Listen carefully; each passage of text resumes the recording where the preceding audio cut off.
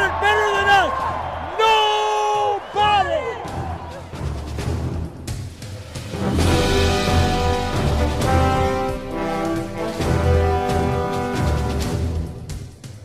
Want to focus on the things that have made us good all year long, an intensity that they can't match. And the other thing is the ultimate disrespect is when somebody takes what's yours.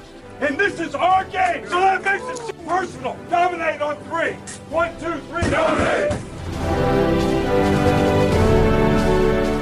I need 60 minutes. 60 minutes to me. You got it. 60 minutes. No business, no mercy. Nothing but stop on the start bubble. You got me. We're going to ring the bell. We're going to ring that championship bell. Ding, motherfucking dog!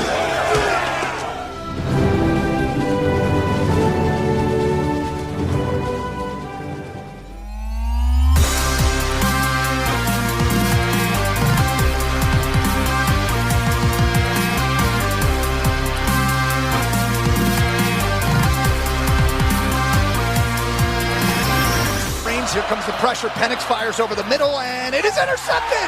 Mikey Sainristil going the other way. The legend of Mike Sainristil continues to grow. JJ takes the snap, flips the ball to Roman Wilson after he takes a knee, and Michigan, the Wolverines, have won a national championship. First and goal. Mahomes flings it. It's there! Hardman! Jackpot! Kansas City! This was the Andy Reid special we talked about. He was saving all day. He's going to fake a motion to go across. And at that moment, he turns and goes back Hardman, who they didn't have, right? On this touchdown throw to Mecole Hardman, who started the season as a Jet.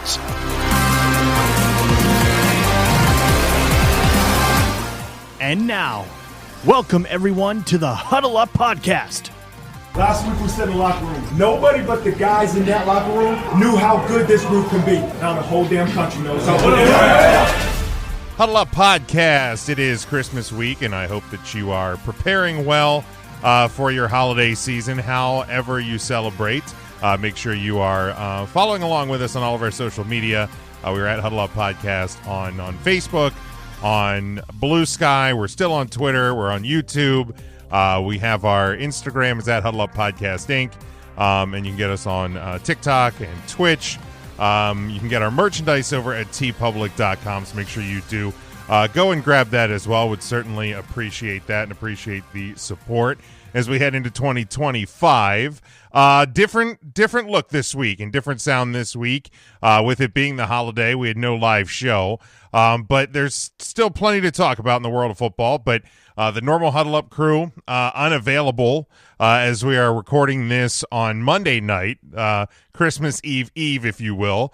And so none of the other guys are available, be it work, be it family, just be it holiday stuff as it is. So I turned to a group of people who, come to me during baseball season.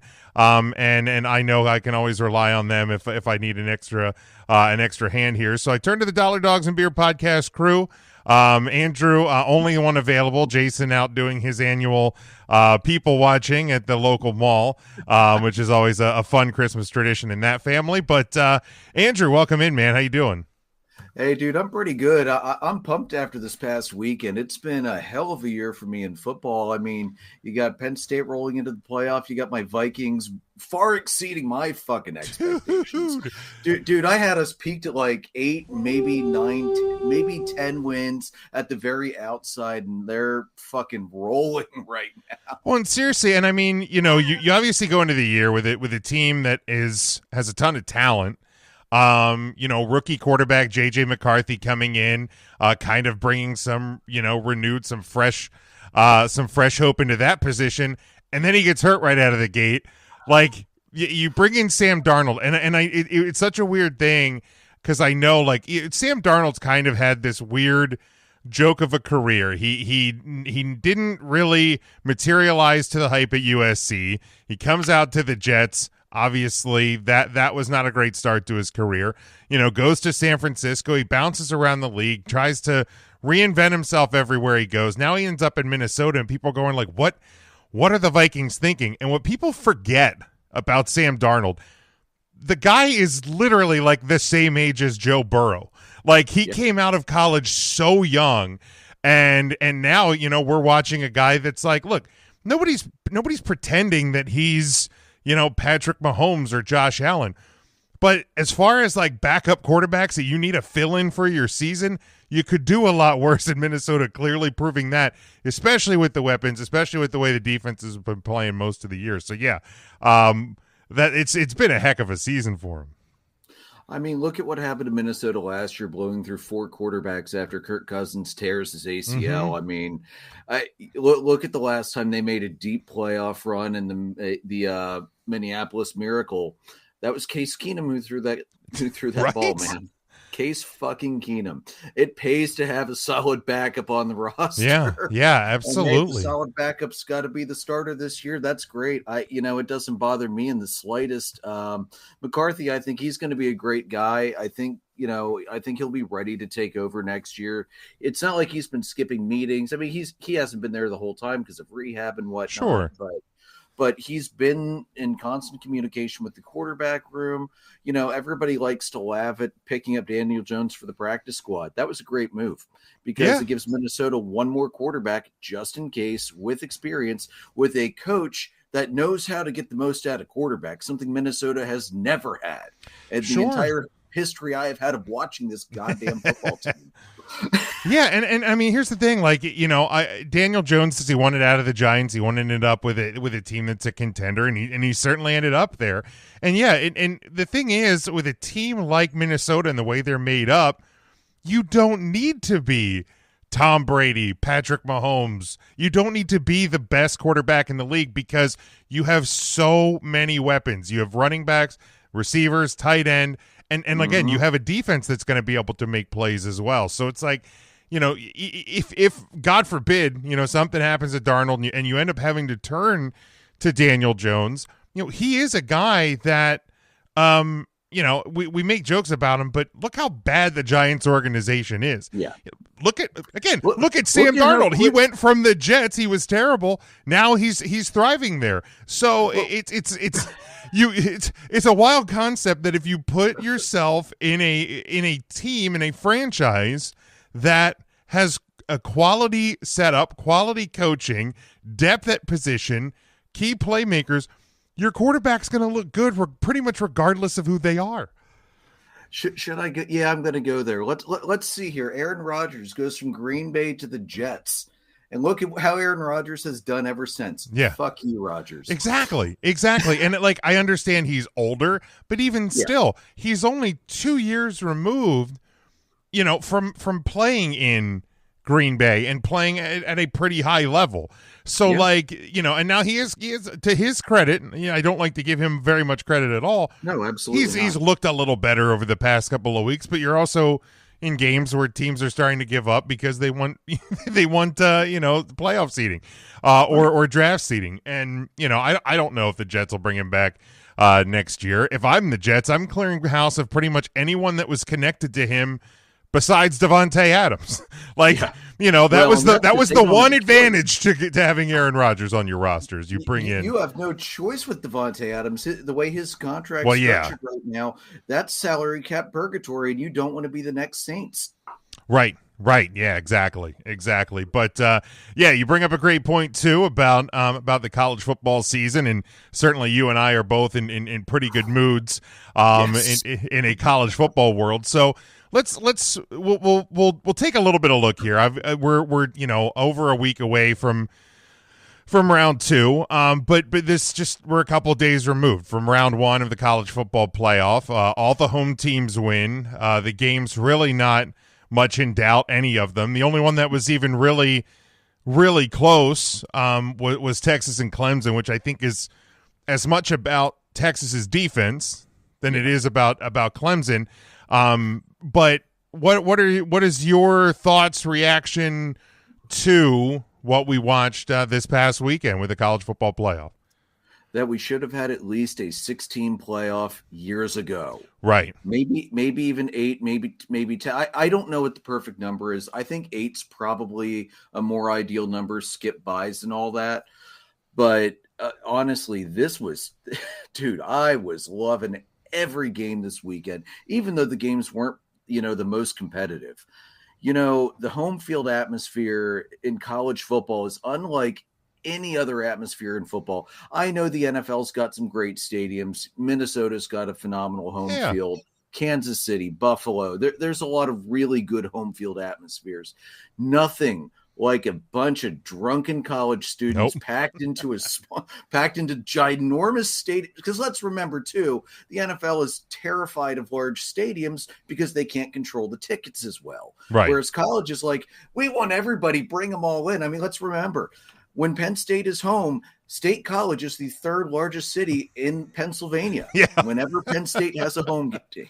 Yeah. So Saturday was they once again hit that mark, and there really is nothing like it. And I thought it, obviously from a homer bias myself, but I thought there was no better place to start the home playoff environment than a cold and snowy South Bend on Friday. I love watching Southern teams be forced to come play in cold weather. It was a blast. I remember a couple years ago.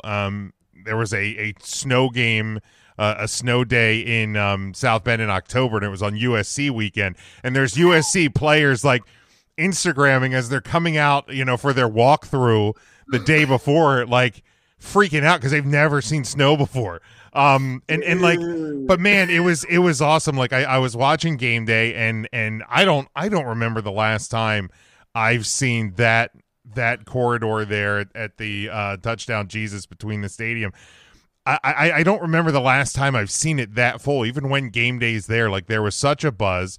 It certainly helped that Indiana was, just a little bit down the road. But, man, yeah, just Notre Dame, Penn State, Texas, and even in Columbus, it was a tremendous visual environment, and now we transitioned to, neutral site bowl games, which is fine. And then I think we've hit that point.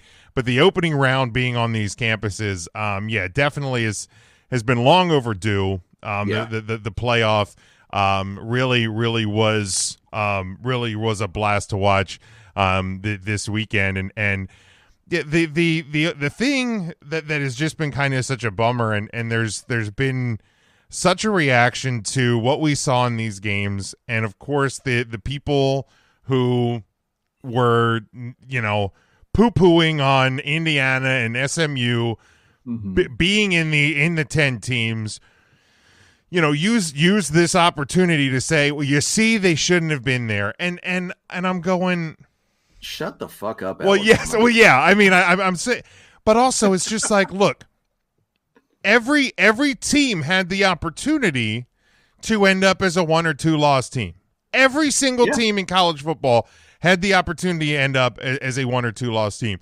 Like, I can be mad that Notre Dame ended up in the part of the bracket that gives them Georgia in the second round, right? Like, I can sit here and think, man, I personally, I think that, like, they should have been higher than Texas, maybe higher than Penn State. But no. Notre Dame lost. Notre Dame lost. Note on that one. But, like, Notre Dame lost to Northern Illinois. Yeah. So, like, they, much like Alabama and Ole Miss and South Carolina, have themselves to blame for missing. Notre Dame has themselves to blame for being the number 7 seed. Yeah. Don't lose at home to a G5 school. Just don't do it. Yeah. Don't do it. That was the worst loss of any team that made the playoffs. Absolutely.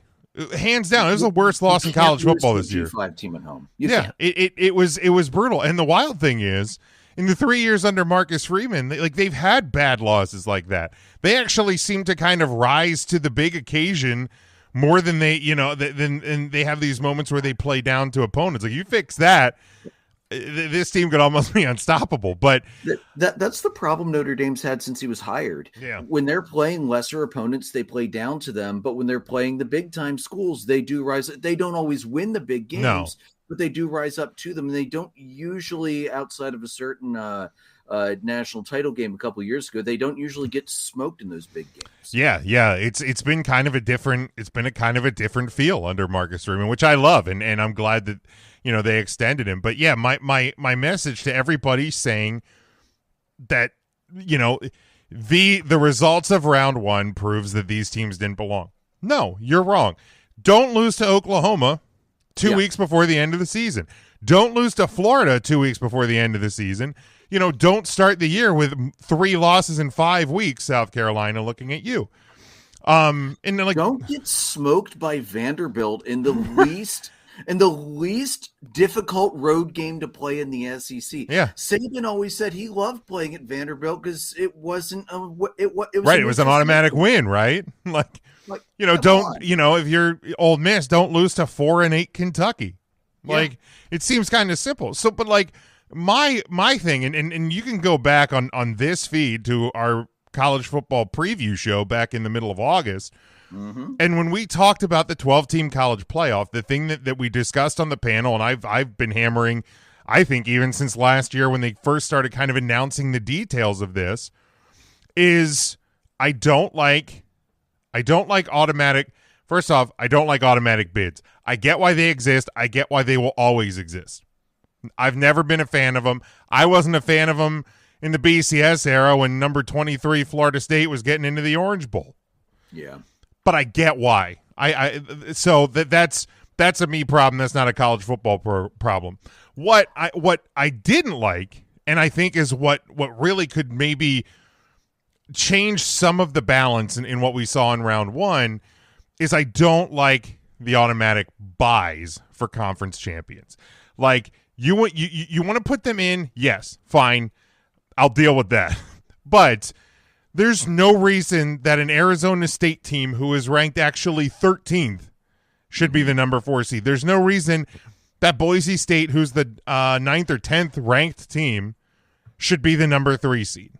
The top 4 seeds should go to the top 4 teams, period, to me. Because if you look at what these would have been without the automatic bye, it would have been Oregon, Georgia, Texas, Penn State as your 1, 2, 3, 4. You would have had Notre Dame, Clemson, because Clemson still would have had the automatic bid as the 5-12. Your 6-11 would have been Ohio State, Arizona State, because again they get that bid. Then you would have had number 7 Tennessee hosting SMU, number 8 Indiana hosting number 9 Boise State. Now, Ohio State, Arizona State, probably still going to be a blowout. Notre Dame, Clemson, probably going to be similar to what we saw in Notre Dame and Indiana. Tennessee, SMU, at least the weather environment would have been a little friendlier to SMU, but and here's the thing: watching what Ohio State did to Tennessee's defense, which apparently never got off the plane, that at least tells me SMU would have been a little bit more competitive, maybe. And then Indiana Boise, I think, would have been a really fun game because Indiana's run defense. I mean, you take away the 98-yard touchdown for Notre Dame. Notre Dame had 95 yards on 22 carries or something like that. Yeah. So Indiana's run defense still played a really good game, -1 play. That was Boise's whole offense. That would have been a fun game. To me, that makes that round one look a heck of a lot better. And then the other thing I think with college football, now this year it doesn't mean anything because the results with all the home team winnings give you the same matchups as if you would reseed. But we need to look at reseeding these because if you do get an upset, we'll deal with that later. But thoughts on the structure of how this is all playing out? Well, we do need reseeding because the NBA showed us years ago that reseeding every round makes the best possible playoff. Yeah. MLB needs to do it. I have been whining about it ever since MLB added that extra damn wild card and the double buys, which I still hate, and I still think tends to screw the team with the buys over more often than not. Yeah. But that's neither here. But baseball's such a repetition sport. Yeah, it's not good to have a huge layoff. You see players come out of the All-Star break cold every year after that 5-day layoff. But anyway, when you do reseeding after every round, it makes that number one hardest earned spot mean something. Yeah. They should always get the lowest remaining seed. Fixed bracket tournaments, they just need to go. There is no practical reason to have a fixed bracket tournament anymore in any professional sports level. And you know what? With the NIL, the college football is now a professional sport. Let's just admit that. Sure. But honestly, I'm both ways on whether you should give the conference champs, whether they should be automatically in or not. I don't think it matters truly that much, because you're always going to have. The funny thing is, this was pushed by the Big Ten and the SEC, who seem to forget that even if there's an upset in the championship game, both teams were going to be in regardless. Right. Right. Big Ten 1 and 2, SEC 1 and 2 are. It's pretty much a permanent. Right. block. Yeah. And like, let's be honest now. If I guess. Yeah. If Georgia wins, they probably end up as the one, but maybe not. The Penn State upsets Oregon in the Big Ten title game, they may end up as the 1 seed. But yeah, regardless, the Big Ten and SEC were going to be 1 and 2. And the Big Ten and SEC loser this year was going to be in the bracket anyway. Right. So, it's going to, now that the Big Ten doesn't have divisions, they don't need to worry about the number 2 team not making the playoff. Like when it was divisions and you had the crappy ass Big Ten West, yeah, that's a legitimate fear that if the Big Ten West team decides to now, again, this is pre Pac-12 stealing, right. That's a legitimate concern that, those crappy Wisconsin teams that somehow managed to get through the bloodbath of the West, or those Iowa teams that haven't seen offense in 15 years, or, Purdue, which hasn't really seen success consistently since Drew Brees. You might have, that's a legitimate fear that one of those teams would upset, get in, and then it's like, oh, shit, we really fucked up. Yeah. But now that the Big Ten doesn't do divisions anymore, that's not a concern. The SEC shouldn't even with their divisions, if they're the deepest conference in college football, if they really are, then you shouldn't be concerned about your number 2 Yeah, team. I mean, you had 3 teams get in this year anyway. The SEC and Paul Feinbaum just need to shut the fuck up. Oh, absolutely. I've said that for a year, but every time I see Paul Feinbaum talk, I'm like, oh, wonderful! It's time to switch the channel again. Oh yeah, that's an easy flip. And even still, like even if any of these conferences had divisions, which in the super conference era, it's kind of pointless. But even if you did, like, for example, now I understand it was the AP poll versus the college football playoff, but when Notre Dame lost to Northern Illinois, they fell 13 spots. So if you're the number 1 team or number 2 team in the country and you lose to, a team who's 20th or 25th or just outside the top 25, and you lose, you're not going to fall out of the top 12 anyway. You know what I mean? You may fall to 9, 10, where you may end up having to, play a road game instead of sitting around on a bye week, but you're not going to fall out of it. And then your team that, that pesky Iowa team is going to end up in the playoff. But yeah, you don't even have that concern. You don't have that concern anymore. But so we are, the first round is behind us. And now we look ahead to the college football playoff quarterfinals. Not going to give formal predictions. If you want to give your predictions on it, I will give mine next week. And I may have to see if you're available next week. I have to check with the guys to see what's going on there. But yeah, I should probably be around if you need me. But let's start Fiesta Bowl. It's the only one on New Year's Eve. It is the number 6 seed Penn State taking on the number 3 seed Boise State. That one will be New Year's Eve, 7:30. All of these on ESPN, of course, because that is the four letter juggernaut that brings us that gifts us the college football playoff, and we should all be thankful for them and their gracious hosts. Kirk Herbstreit can kiss my ass. So what you're trying to say is they've got enough money to whore college football out for the rest of us. Yeah, and let's be fair, they've done enough pissing and moaning over the last 3 days that this thing will either expand to 14 or 16 to make sure their precious 3-loss Alabamas never miss out. But Andrew, early thoughts on Penn State against Boise? I'm excited for this one. It's going to be a great game. Boise State's got a wonderful run game. Janty, it scares the shit out of me because he's putting up Barry Sanders-esque numbers this year. He should have won the Heisman. I'm sorry, two-way star is great, but if you look at the numbers individually, not the best wide receiver in the country, not the best DB in the country.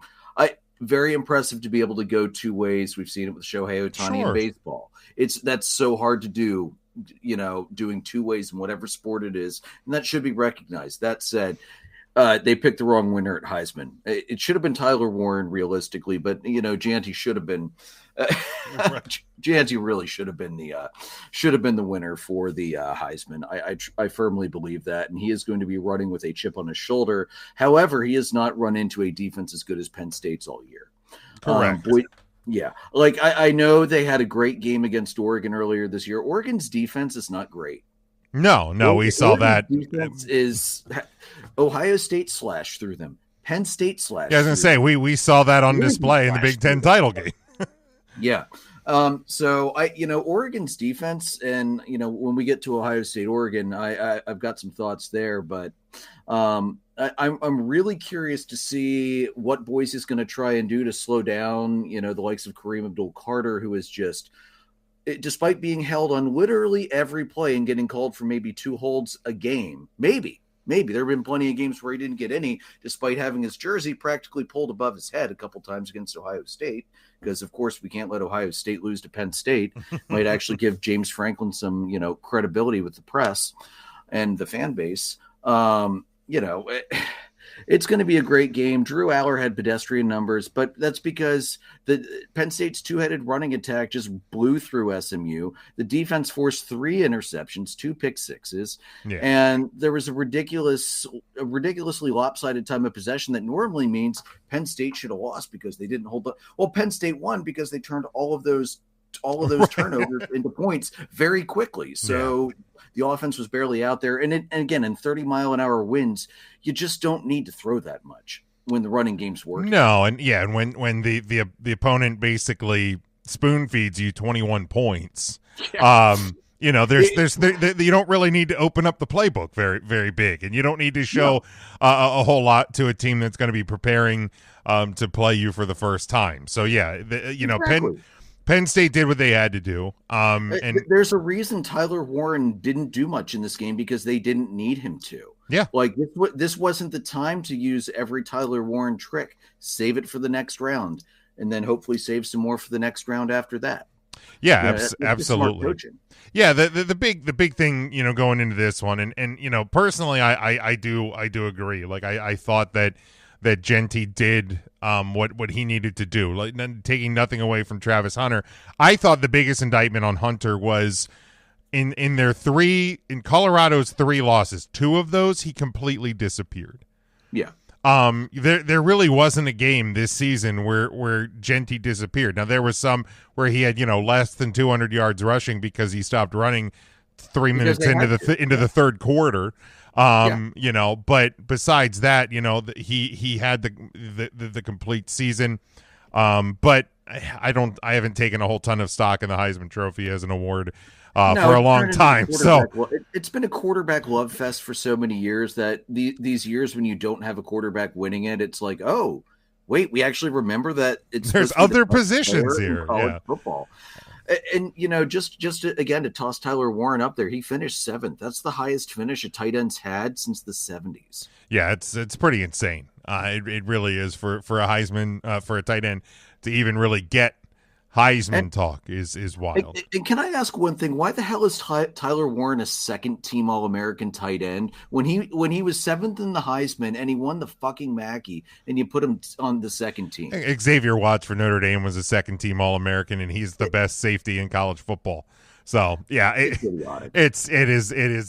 dumb. It is silly. A lot of those awards are, but yeah, I think when you look at this, Fiesta Bowl, it's going to come down to how much is Ashton Genty going to be able to do? And if he starts to get bottled up, has Boise State prepared enough to be able to not allow Penn State to creep up. Because I think early on in the game, they're going to be bringing a lot of looks to try and slow that Boise State rushing attack down and kind of confuse them at the line, as they should. That's exactly how Penn State should attack the start of this game. Can Boise State counteract that? Can they, work things into their game plan that is going to make Penn State have to kind of cheat back a little bit, which can maybe open up. If they can't do that, this one's going to be over quick. Like it just is, and it takes nothing away from Boise State and the season that they've had, and they absolutely deserve to be there. But it becomes that game of reality. Now, Boise State, and I was talking to my brother about this last night. This stadium, this site is the place where they've had their finest hour against Oklahoma all those years ago with the little trick play and 2-point conversion, the Statue of Liberty play. So, like, if I'm them, I'm calling up the dude who proposed to his cheerleader girlfriend. I'm making sure they're on the sideline. Like, I'm calling in every favor. I might make sure Nike makes, new updated versions of those same uniforms you wore in that Fiesta Bowl. I'm working up every bit of magic I can to prepare for this game, because it is going to take a lot. It is going to take a lot to win this game. I'm not saying they can't, but it really is going to be a big-time uphill battle for them. I'd like to remind you, Jim, Penn State 7-0 in the Fiesta Bowl all time. There's a first time to get your first one, There is, but there's also some pretty damn significant wins, like the big one against Miami. Yeah. And one of those, it wasn't Catholics versus convicts, but it was right up there with Paterno versus the shitheads. So. For sure. My dad was in the blue band for that game live. Nice, very nice.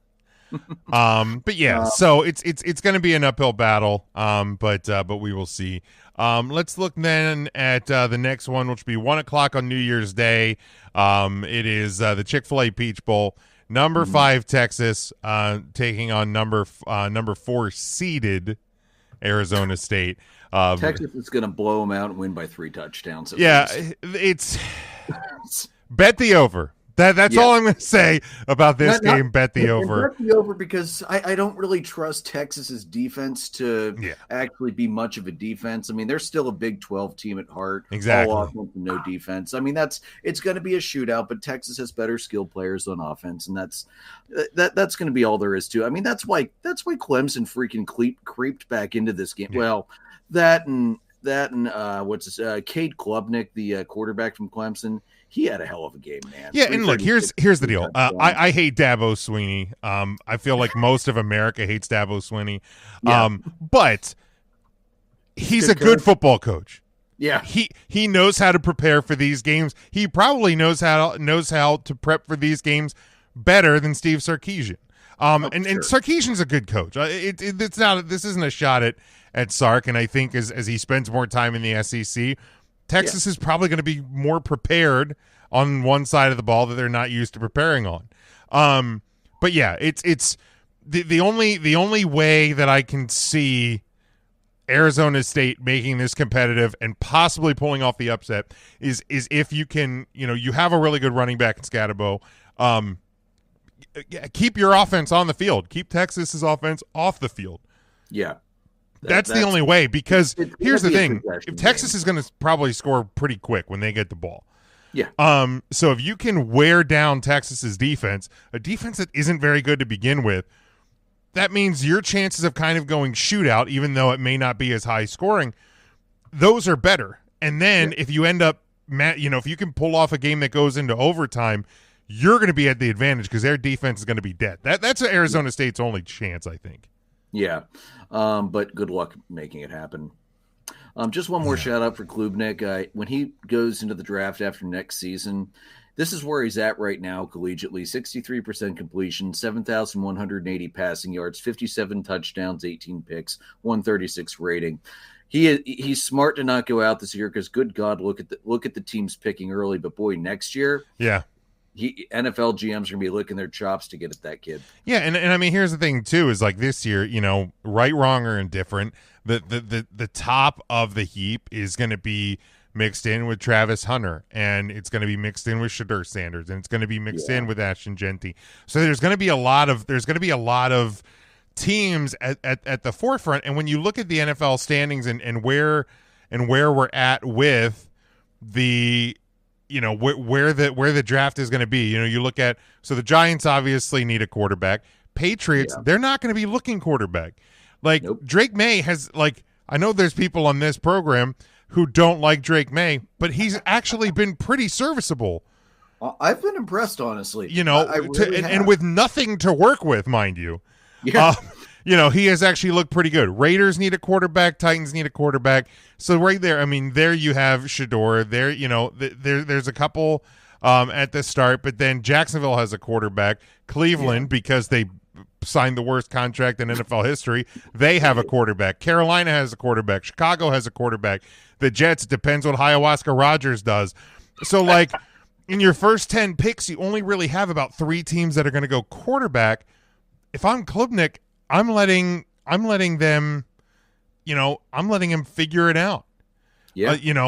Go ahead, let these teams dogfight for the quarterbacks coming out this year. I'll try my luck next year when I think the field's going to be a little bit different.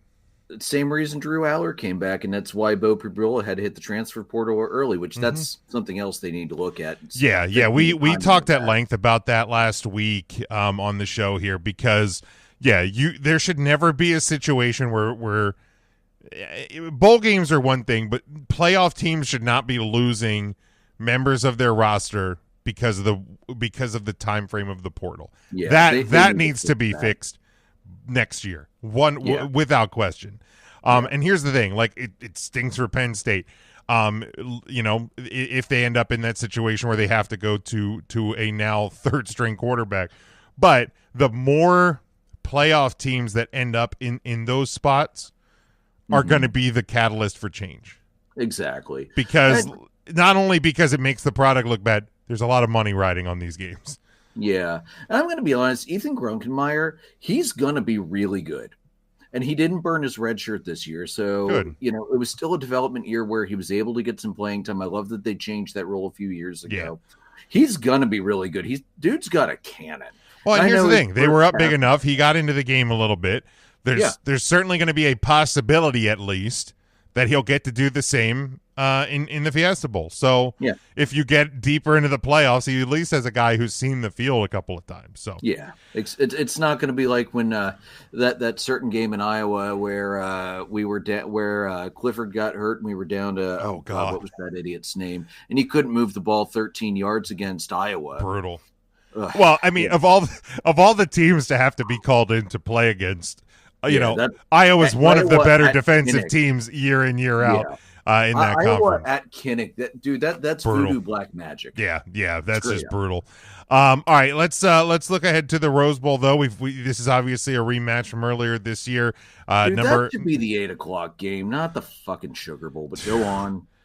8:00. I'd give my left nut for an 8:00 start. The Sugar Bowl's not starting till almost 9, but we'll get there. But 5 p.m. On ESPN, we have the number 8 seed Ohio State Buckeyes taking on the number 1 seed and only undefeated Oregon Ducks. Oregon, of course, won the first matchup by a very slim margin, a 1-point margin.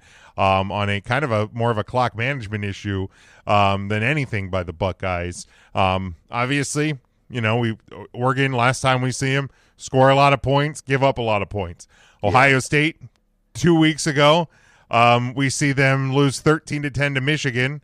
Had to throw that in there.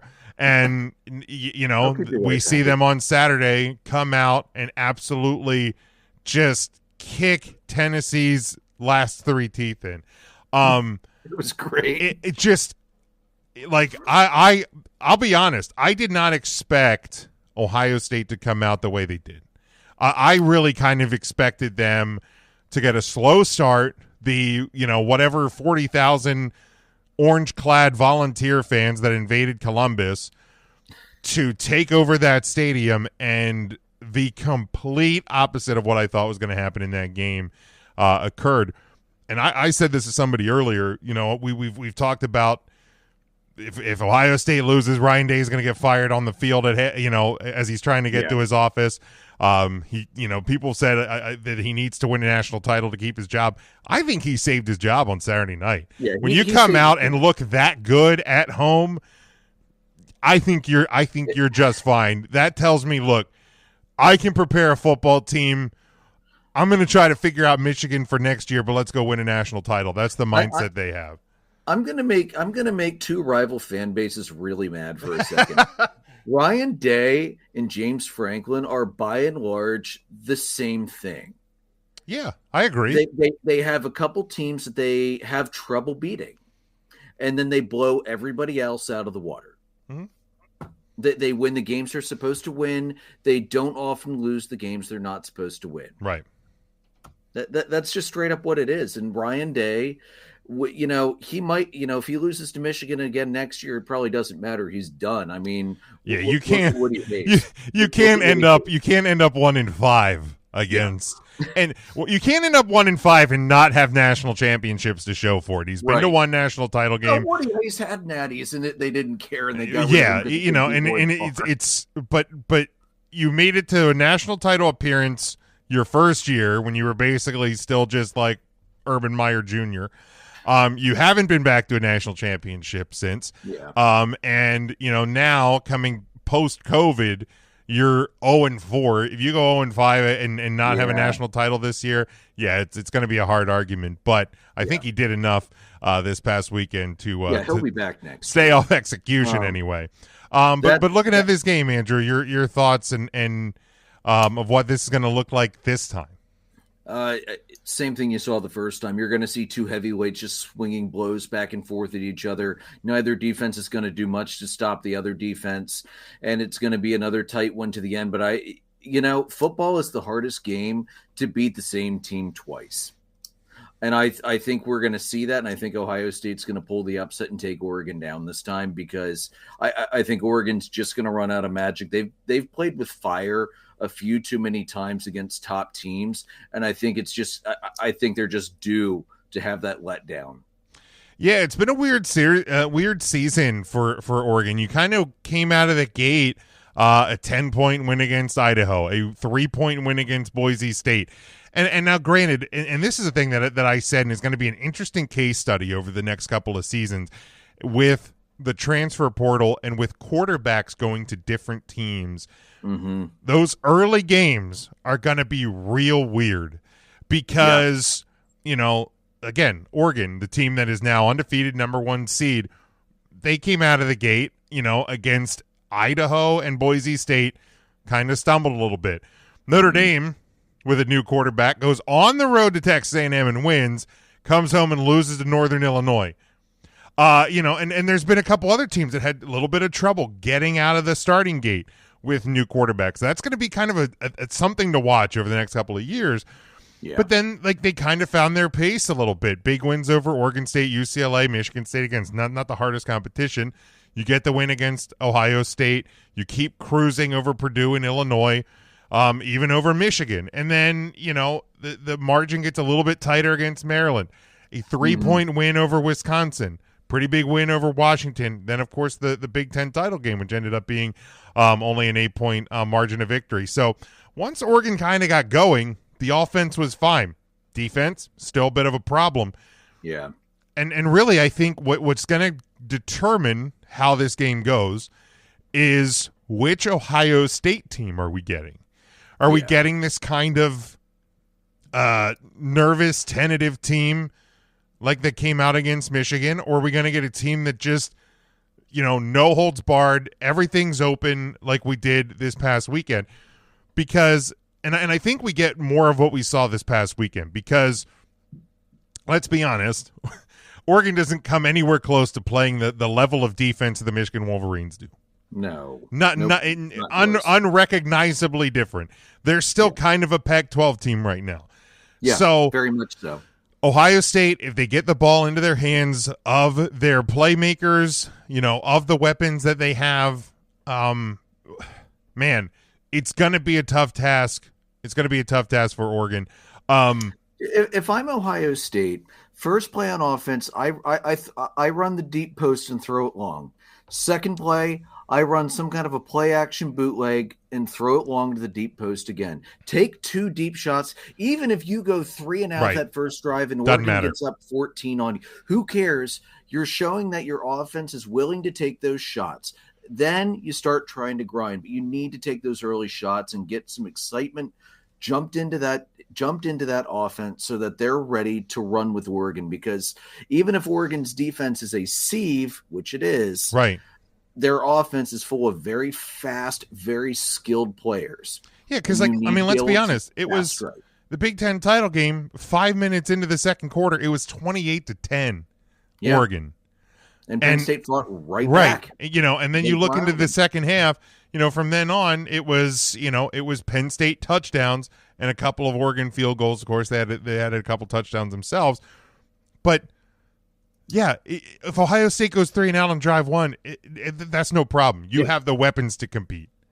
And Oregon is not built for 4 quarters. Oregon is built to put up a ton of points early and coast. And that's the biggest thing that Oregon and Washington and everybody else from the Pac-12 needs to get used to in Big Ten football. Big Ten football plays 4 quarters of grinding football. No matter how fast and how potent an offense is, that is what the Big Ten does. Look at the national title game last year. Exactly. Washington, they were down big early. They tightened it up a little bit, and then they got grinded down, and they couldn't keep up. And then Michigan just said, run, run, right. run. And then Michigan run. did what Michigan Who does. Needs to pass, run. Oh, okay, fine. Throw a pass, run. Oh, right, exactly. All right, and then last one, 8:45 on New Year's Day. I'm too old for this shit, dude. But it is the number 7 seed Notre Dame Fighting Irish. They take on the number 2 seed Georgia Bulldogs. It's unfortunate. Riley Mills, Notre Dame's leading sack leader, leg injury. He is confirmed out for the year. But that. In a weird way, that's kind of been the story of the season. This is like the 7th starter on the Notre Dame defense to have been lost to a season-ending injury, and they just keep kind of going this next man in mentality. We'll find out if they. You'll have to watch for Jeremiah Love too, because he's beaten up also. Yeah, so apparently, injury-wise, he's healthy. He had the flu though, apparently on Friday, and still managed to crack off a 98-yard. Touchdown. So I think he will be okay. Hopefully next week. But they have a couple of they have a starter returning to the right side of their offensive line, which will be huge. But and of course Georgia without their starting quarterback, back now, confirmed out for the year with elbow surgery. So Gunnar Stockton is the man. Taking and might over. I remind the Florida State fan base. Shut the fuck up. This is a different year, dude. Yeah. And Georgia won the SEC. Let's also remember that. Georgia like won I SEC. appreciate the pettiness of what the Florida State fan base was doing, because this whole season proved last year's committee correct. Yeah. Oof. Yeah, nobody saw that one coming. But Andrew, thoughts on the All-State Sugar Bowl? Notre Dame needs to figure out how to throw the ball in this one. If they don't get the passing offense going to open up that great running game that they have, they're in trouble. I'm going to call that one straight up. If Notre Dame's not throwing, Georgia will grind through that running game eventually. And I love your running game. But I just don't know if you can't get a couple passes to loosen things up, Georgia's going to stack the box and make it real hard for you to do anything. Yeah, and I heard Joel Klatt make a really great. I hate Joel Klatt. Go on. But I heard him make a really good. I hate him as a broadcaster, and I hate him as a broadcaster because of his broadcast partner. I am not a Gus guy. No, because he's got his nose so far up Ohio State's ass every year. Yeah, but here's like, at least Herb Street's learned how to not just suck on the dick of Ohio State all season. No, he just does that to the SEC because of the SEC ESPN deal. They pay his paycheck, dude. But Klatt as an analyst, I thought he made a really good point today. He said that Notre Dame kind of can and should attack this game the way Georgia Tech attacked Georgia just a couple of weeks ago, because they have a two-way quarterback. Haynes King is a mobile quarterback that can attack you multiple ways. Looking at that game, King had only 300 yards passing, 2 touchdowns. But when you look at the rushing attack, Georgia Tech had 260 yards rushing in that game, 110 by Haynes King, 91 by Jamal Hayes, their running back, and a handful of others. And here's the thing: what Georgia has given up 138 yards per game on the ground, and they have had a hard schedule. They out of all the SEC teams honking about schedule and pissing and moaning, Georgia has had the toughest road through that conference. They have played the heavy hitters, so I'll give them that. But they've also had tight games against Kentucky earlier in the year. And of course the Georgia Tech game that went to 8 overtime. So if I'm Notre Dame, I'm studying that game film in particular because that's the way Notre Dame can attack them. It is going to take a huge effort. Obviously I'm hoping Notre Dame can win. I'm a little nervous at the number of people I've seen predicting Notre Dame already to win this game. I get that. That scares me. That really does. Because, even in previous times where Notre Dame has ended up against Georgia or Alabama in a playoff or a national title game, even against Clemson in playoff games, they're going, okay, cool, Notre Dame, nice story, you're going to lose. And all of a sudden, I don't know if it's people are – everybody's tired of the SEC. I don't know if it's just because Georgia – even though they're the best of the best conference, both lose.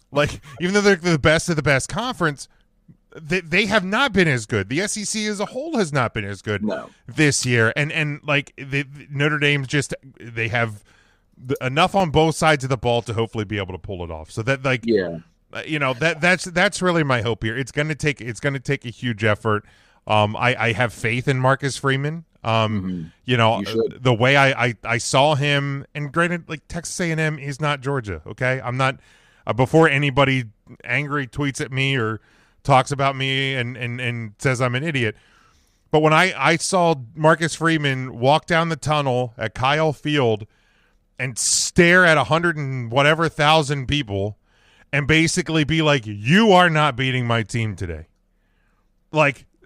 that's my dude. Like Marcus Freeman, to good coaches who Notre Dame's had in the past. In my lifetime, Brian Kelly was the best Notre Dame coach that I really lived through the premier time of. But Marcus Freeman has the potential to do what no Notre Dame coach has done since Lou Holtz. Yeah, definitely. And that's really kind of this where this team is at right now. Cool, you got your first big bowl / playoff win, the biggest win postseason wise for Notre Dame probably since '93. Yeah. So cool, you knocked that one off. I get it. It was Indiana. Don't tweet at me. Actually, tweet at me. I don't give a fuck. But this is the next level. Okay, this is where we really find out something, and I'm excited for it. Yeah, that's going to be a good game. It's really you had to pull the most battle-tested team in the SEC, didn't you? Well, and here's my thing. It sucks. It sucks. Do I wish Notre Dame could get through the college football playoff without playing Georgia? Absolutely. But who doesn't? but let's be fair. When we're looking at the field and who's playing in the college football playoff, you're either likely, if you're going to win the national title, you're either going to end up playing Georgia or you're going to have to beat the team that beat Georgia. Right. So you might as well get it out of the way.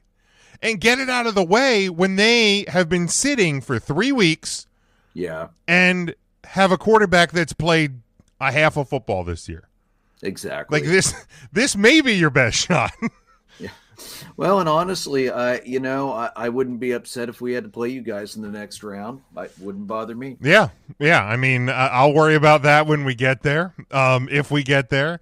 Exactly. But yeah, we are just a little over a week, about 8 days from recording time to when the first of the quarterfinals games will be taking place. But Andrew, That's where we leave college football, and let's slick away to the National Football League.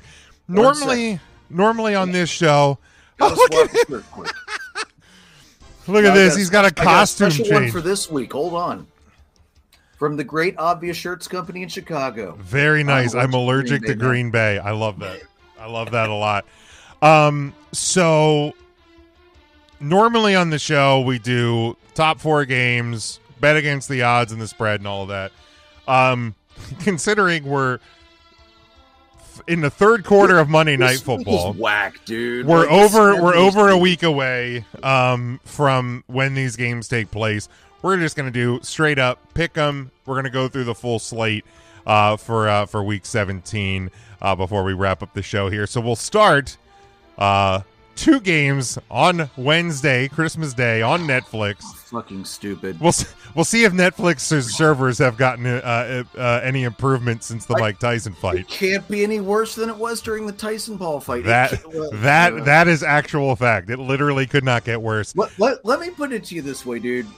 Me and the wife and the kids were over at my wife's boss's house. He's the COO of their company, but he used to be the head of their IT department. He is flipping out this whole time about how poorly Netflix has their server set up, everything.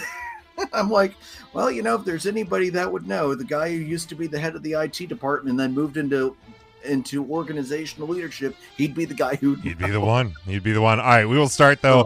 1:00 on Christmas Day. It is the 14-1 Chiefs at the 10-5 Steelers. What do you think? I'm actually excited for this one. This should be a good game. Kansas City going against the Steelers. It's a tough road environment to go into. I'm still going to call it Heinz Field because I hate the new name, and it should always still be Heinz Field. Yeah, it's Heinz Field. I know Kansas City is favored. I'm going to take Pittsburgh in this one. I think Pittsburgh could pull the upset here. Kansas City's due for a letdown again. This is just the time of the year when they start to do it. And I know my wife is a fan of the Kansas Swiftie Chiefs, but I'm going to go against her on this one. And I'm going to take Pittsburgh. And I know the over-under is probably in the low 40s. I actually might even take the under. Yeah, I haven't even looked at it. The weather's looking nasty, so yeah. I'm just going to say Pittsburgh on this one.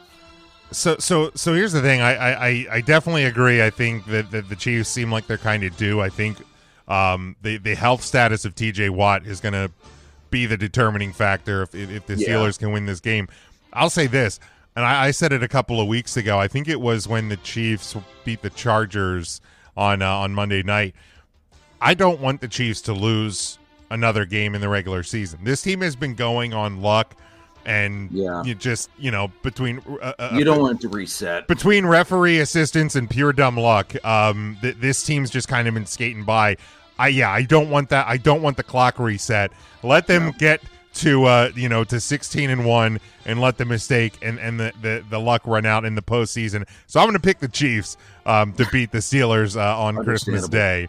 And then the other one on Netflix, 4:30 Eastern time. It's the 10-5 Ravens at the 9-6 Texans.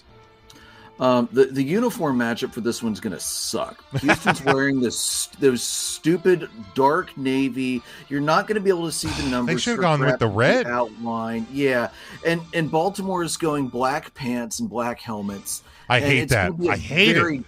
It's their worst look, and it's just going to be an awful visual match of football. Being that Lamar Jackson has been one of my biggest keys to my fantasy team and my granted 4-team, just me, mom, dad, and Alex. So our rosters are notably stacked. But Lamar Jackson has been a huge cog for my team all year. I don't want that to change, so I'm very much heavily picking the Ravens to just absolutely obliterate Houston. And hope that the NFL says, wait, this uniform set sucks. One of you needs to pick something else. Yeah, I don't like the black pants look for Baltimore. It's awful look for them. Yeah, go purple. Yeah, do all white, do white and purple. No, I don't like all white. I don't. I think it's better than the black pants at least. Spy when it's like all black versus all white. Now I do the white and purple. That I'd prefer the purple for sure. But yeah, I'll take the Ravens here. I think the Texans have just kind of been free fall mode. They're only going to make the playoffs because the AFC South can't.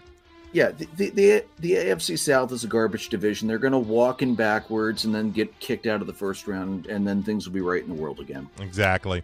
All right, then we go to Thursday night, 8:15 on Prime Video. It's the 8-7 Seahawks traveling to the 4-11 and haven't won since October Chicago Bears. And they ain't going to win that one either.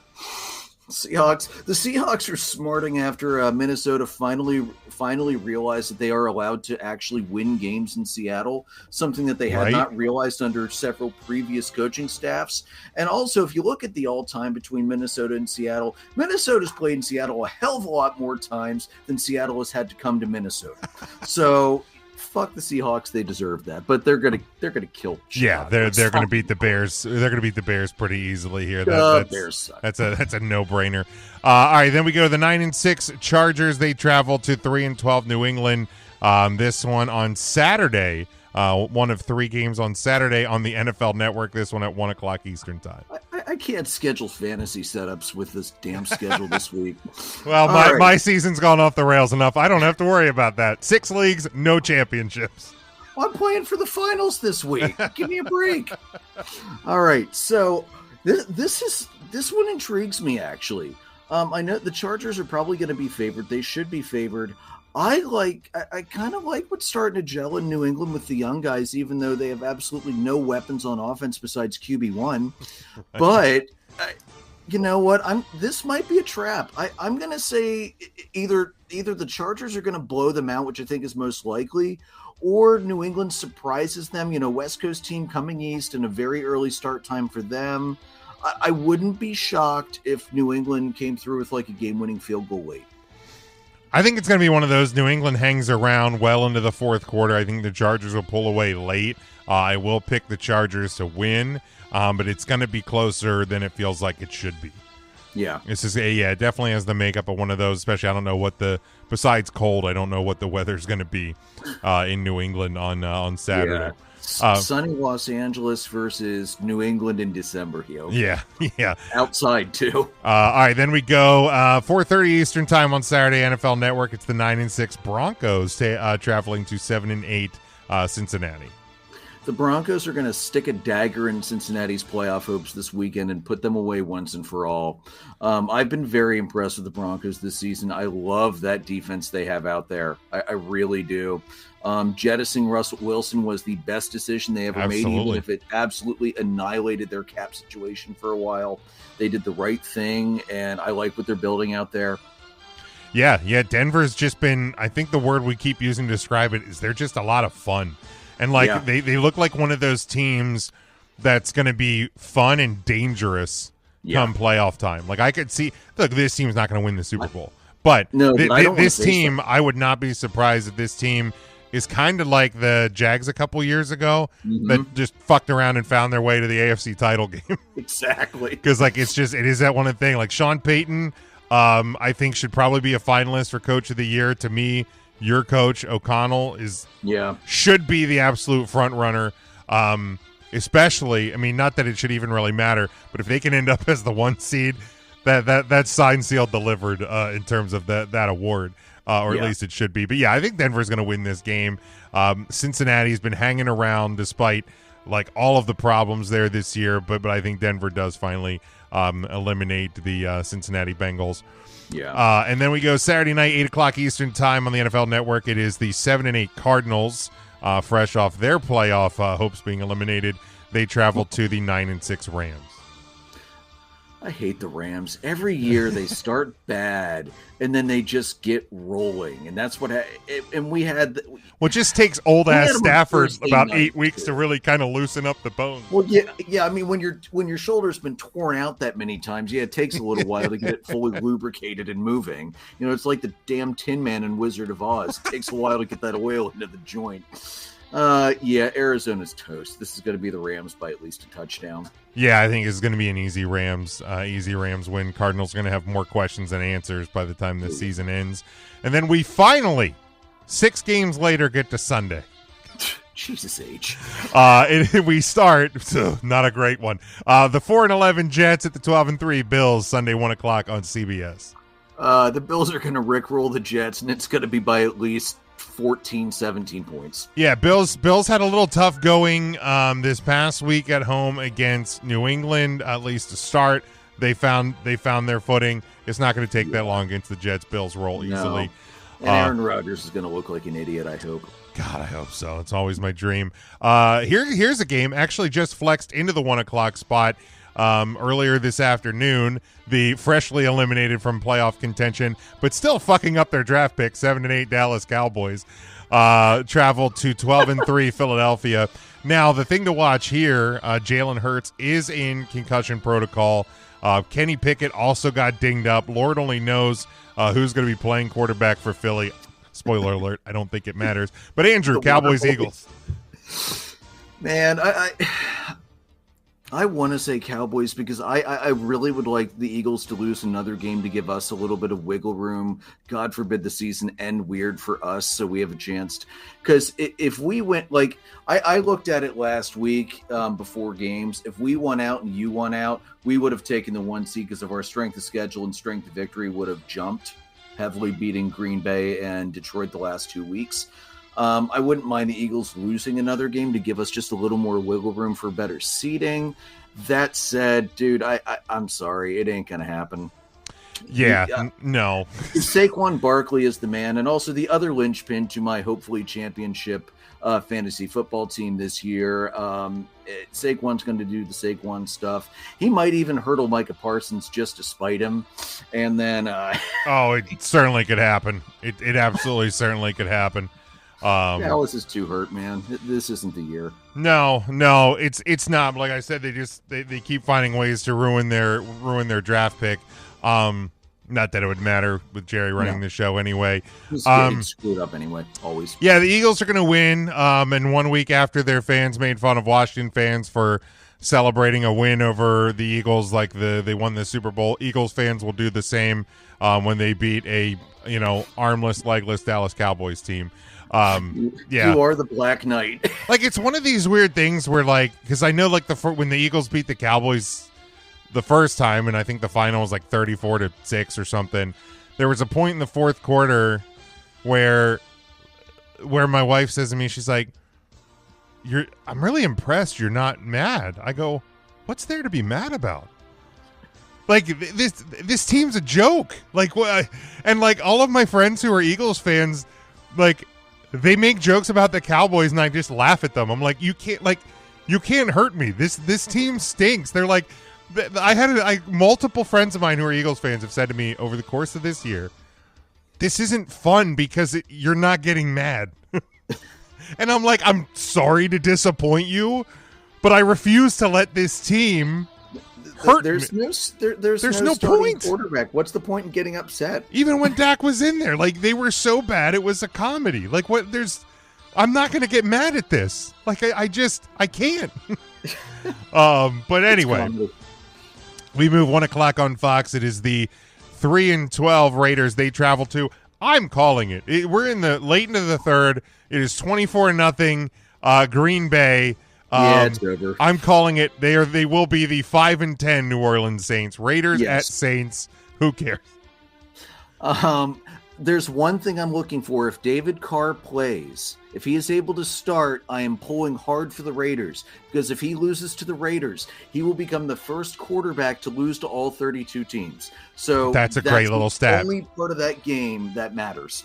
That's right. Yeah, he may. I'm not sure where he's at in his rehab, but hopefully he can get back and lose. For the same reason, I'll pick the Raiders to win this one. All right, next one. We go Sunday, 1 o'clock on Fox. It is the 7-8 Colts. Speaking of games that don't fucking matter, travel to the 2-13 New York Giants. Dude, I'm looking at this. Tickets are starting at $11 for this game. That high? Dude, I'll never forget, because I used to put a football poll together every week at my work, and this was like 5 or 6 years ago. And it was a week 18 Jags at Panthers. The tickets were starting at $3.50. It would have cost you, like, I think it was like fees would have been 12 times 12 times higher to park your car at the stadium than it would be to get in the door. Jesus. Yeah, who cares? It's going to be Colts, but who cares? Move it on. I'm going to pick the Giants just because I want to watch them screw up what would be their number one pick. I want them to also fail incorrectly like the Cowboys have. All right. 1 o'clock on CBS. It is the 4-11 Panthers traveling to the 8-7 Tampa Bay Buccaneers. Yeah, that's okay. Yeah, I guess Tampa still has something to play for, so they'll probably win that one. Yeah, they have to win the next two. They need the Falcons to lose one of them to win that division. Currently, I think though they're squared, but the Falcons have the tiebreaker at the moment. Yeah, that's why they need the Falcons to lose. The Bucs sitting outside the playoffs currently. Yeah, they basically, they basically just only have hope for the South. That's about it, because Washington 2 games ahead, and not likely to lose. If they lose that game, they deserve to be out of the playoffs. So, yeah, pretty much. Yeah. So give me the Bucs on a bounce back from the loss to the Cowboys. Suckers.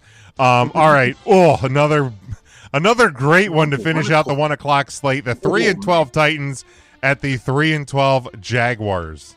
I'm going to put the interception total over under at 6.5 and take the over. And honestly, this might be the one tie of the year. It might be like a 48-48 tie. Yeah, holy crap. I'll go Titans. This team's stuck. Yeah, I'll go Titans just because. Levis is going to throw 100 picks. I think they've gone full Mason Rudolph. Oh God, that's not any better. No. At least Levis can move a little bit. All right, let's go to the 4 o'clock slate. 4:05 on CBS. And this is what I hate about the NFL too. 2 games in the 4 o'clock slate. Like, it's idiotic, brutal. But anyway, the 7-8 Dolphins, clinging to life in the AFC playoff race, travel to 3-12 Cleveland. Watch the Dolphins blow a game that they should absolutely obliterate. I mean, I'm going to take the Dolphins, but I won't be shocked if Cleveland decides to go any team, any week, and somehow screw up the Dolphins. I mean, it is in Cleveland, and the Dolphins are notorious for sucking in cold weather games. So yeah, that's why I'm picking the Browns, man. Like, it wouldn't shock me. And it would be comical for the Browns to also screw up a draft pick position as well by getting a late season win. Wouldn't bother me in the slightest. No, not at all. And again, now we go to the big one, 4:25 on Fox. Again, I'm calling it. It'll be the 11-4 Green Bay Packers at the 13-2 Minnesota Vikings. Gee, Andrew, who are you picking? I wonder. Yeah, it's going to be a tight one, though. This very well could come down to a last drive field goal. But Minnesota playing at home in the Dome, I'm going to take the Vikings over the Packers. Yeah, first time out, it was 31-29, a close game. Minnesota's been doing that kind of all year. And I think that continues this week. I think Minnesota is the better team all around. I think they're going to do enough to disrupt what the Packers can do on offense. And as good as the Packers defense has been, they just don't play this level of weapons. Jefferson. Yeah, they don't. And here's the thing: even if you can find a way to limit Jefferson a little bit, you still got to deal with Addison. You still got to deal with Hawkinson. You still got to deal with Aaron Jones in a revenge game again. And again, the Vikings didn't have Hawkinson earlier this year. Let's remember that. So it's just the Vikings are going to attack them from way too many spots. Give me Minnesota as well. Then we go to the night game. Again, Falcons need to win out. Washington, they get a win, they'll clinch a playoff spot. But it is the 8-7 Falcons traveling to 10-5 Washington. Let's see what Penix has got. Let's see if he puts up another quality game on the road, though, in a primetime spot. I think I like Washington better at home on this one. Yeah, the Falcons probably should have turned to Penix sooner. Yes. Giving probably him right after the Minnesota game. Yeah, giving him 1 week to prepare for a game of this magnitude. Again, Washington is not a premier team in the NFC, but they're better than the competition in the NFC South. So I like Washington to find a way to win at home. they'll cinch up the playoff spot and make that NFC South race even more interesting as we head towards the final week of the season. Because then I think do the Falcons and Bucks? No, they don't play each other. Falcons would have the Panthers in the final week, and the Bucks would have the Saints. So this week could really determine. This week we'll call that one, because they are both sitting at 8-7 currently. So Buccaneers definitely going to be rooting for Washington this Sunday night. And then we move to a game that looked really great on paper when the season started. But we go to next Monday night, and it is 8:15 on ESPN. It is the 13-2 Lions versus the freshly eliminated from playoff contention 6-9 San Francisco 49ers. Yeah, I want to see the Niners beat up the Lions. It's not going to happen. My dream of that happening is not going to happen, and Detroit is going to win this. About the only thing I can hope for is that the Lions continue to get hurt and make Week 18 easier for us. That's the best thing that can happen to me. Yeah, I mean, look, the Niners, it's going to be a physical game. It just is. Whenever you play the Niners, I don't care how beat up they are a physical team. That's what they do. Lions are going to win this game. That is not going to be a question. But yeah, if you're the Lions, and we've talked about it on this show throughout the course of the season, the name of the game for the Lions this season has been injuries. So just go to San Francisco and come back without any injuries, and get ready for Week 18, because Week 18, obviously, that's gonna determine everything. Yep. And again, with the Eagles falling this past week, the race to number one is two teams. So go to Santa Clara, come back with a win and no injuries, and I think hopefully that'll happen here for Detroit to set us up for a really great matchup in the North. Yeah, and that's going to get flexed late too. I'm already predicting. Yeah, I mean it's I know it's listed as to be determined, but let's be honest. That's going to be the Sunday nighter.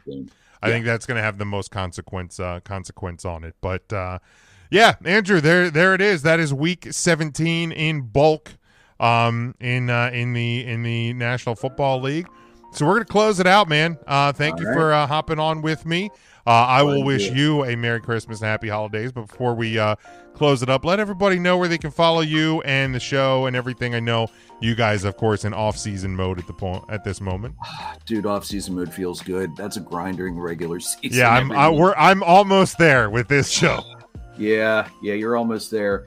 So primarily, we're usually posting on Facebook, Dollar Dogs and Beer Podcast.